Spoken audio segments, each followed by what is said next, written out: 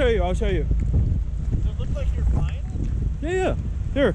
You should. Serious? Yeah. You could see the feed directly through this. I've never ever done this before. You've never done it? No. You should try it, man. It's so cool. Here, Oh my god. I'll move you around a little bit. My lens is a little cracked, but yeah. Isn't that sweet? That is awesome. Yeah. What do you call that? This is called. It's obviously a drone, but. So this is a FPV drone. So let me actually take. Why don't the police officers use that, or maybe they do?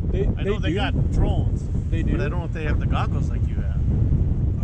Yeah, sometimes it's like through augmented reality. Oh, okay. Which is where you would have it on the controller. But heat sensors, looking for kids or something, you know?